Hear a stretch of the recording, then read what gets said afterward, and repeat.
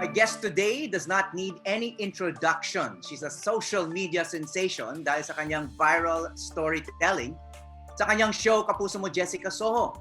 She's also my highly respected colleague at GMA Network, Jessica Soho. Magandang araw sa iyo, Jessica.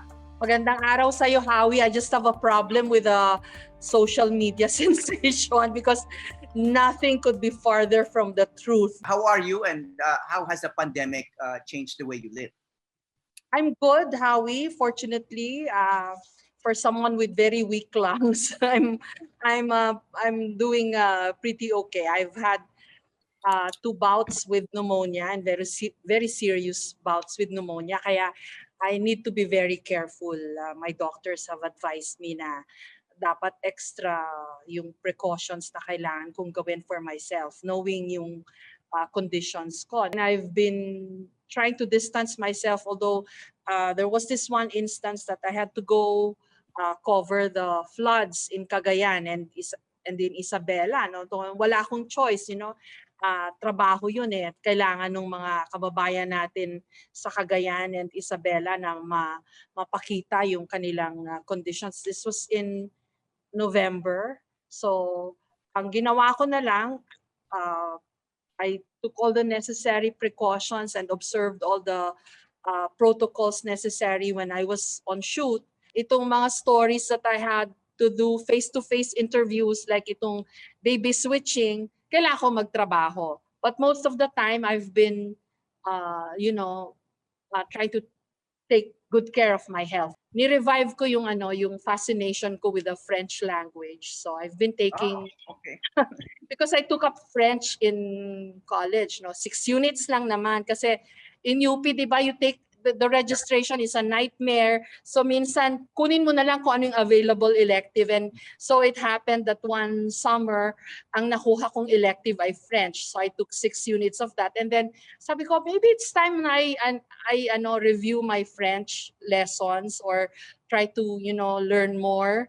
And okay, it's been Online. challenging. Yeah, online. It's been challenging my brains and my tongue. So, okay naman. Yeah. Bago matapos That's yung how I've pandemya, been doing. galing ka na. Bago matapos ang pandemya, makaka-conversation ka na sa mga Pranses.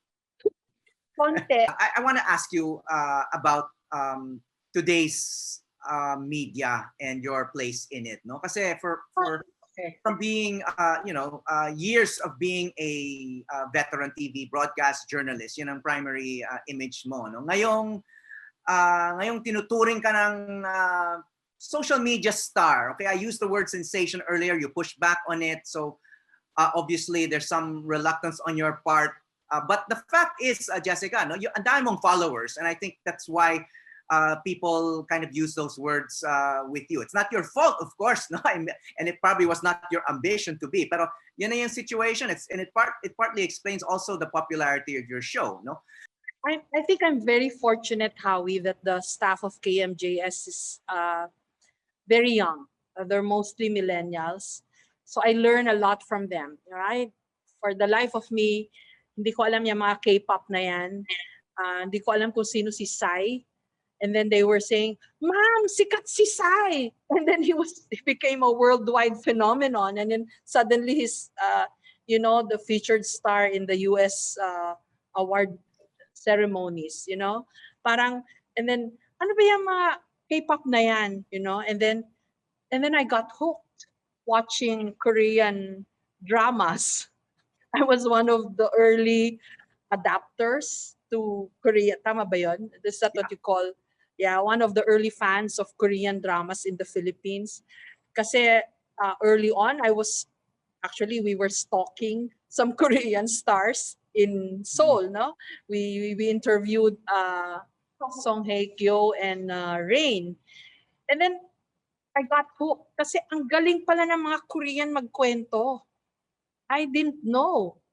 So, see, this is old me working with a young staff and they're teaching me stuff. Na, nga no? And now I'm so grateful to them because I'm relevant even among the younger audiences. Kasi I'm not really into these things, no? But na-discover ko rin na, oo nga, no, ang sarap pala manood ng Korean drama. And it's one of the survival tools nitong pandemic, manood ng Netflix with all the Korean drama. But another survival tool, no, is social media nga. And Yeah. yun nga, everyone has a complicated relationship with social media, no? And ikaw mismo, how much time do you spend on social media? Do you, what is it place in your life? Yeah. You engage with your fans. Yeah. I just go to the KMJS Facebook page and then I look at the comments. You know, I don't have personal social media accounts, Howie. To be very honest about it, you use the word complicated. Yeah, I have a very traumatic experience with social media. Unfortunately, I was one of those who I think isa sa mga naunang nabash. Remember when they launched the iPad, some wise guy tweeted na, oh, the iPad, when Jessica Soho holds the iPad, it looks like the iPhone. So, I was body shamed for that. Ko parang ano ba ito? No, I don't know how to navigate social media at all. Hindi ko maintindihan why people are so brazen and so mean. It's because of this anonymity. I think borders and boundaries are still important. I still believe in the balancing act of things. I still believe in balancing certain things.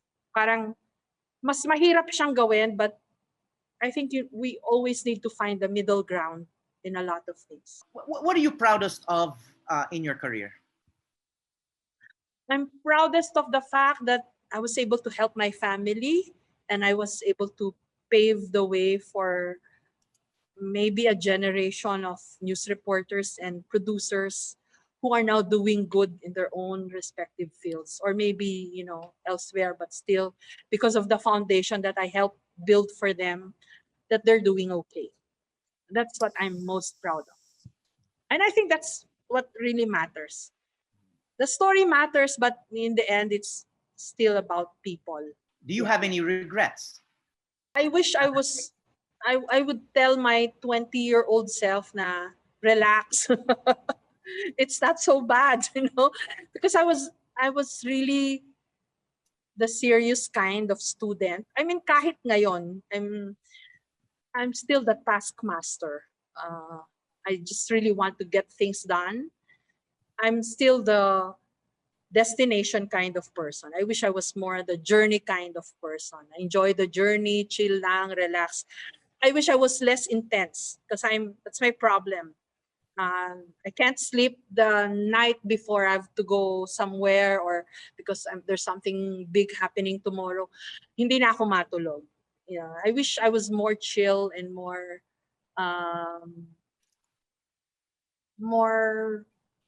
go with the flow kind of person. Yeah. I wish I was more bohemian. You still have time. You still have time to shift to a bohemian lifestyle. May ma-share ka ba sa mga kabataan? I'm very hopeful. Kasi lahat naman tayo, di ba, we go through mga generational differences na, kami noon, ganyan, ba't hindi kayo ganon? Bakit tong mga millennial ngayon na they have this certain entitlement? We hear of these comments or we make these comments, but lately, na-appreciate ko ang mga bata, ang mga millennial, because I have high hopes for them. Because, di ba, I was telling you na niwala ko there's always, two sides to certain things. Like, we complain about ganito sila, pero naniniwala rin ako na because they're woke and because they're very knowledgeable about a lot of things, that they'll be able to find their way and make things better. Kasi, ang galing nila eh. They have all of this technology. Yeah. And very it's fueling their creativity. So I'm hopeful, I'm very optimistic that they'll be able to make a better world for all of us. I'm not giving up hope on them, especially after this pandemic. Hi, I'm Howie Severino. Check out the Howie Severino podcast, an original for GMA News and Public Affairs. New episodes will stream every Thursday. Listen for free on Spotify, Apple Podcasts, Google Podcasts, and other platforms.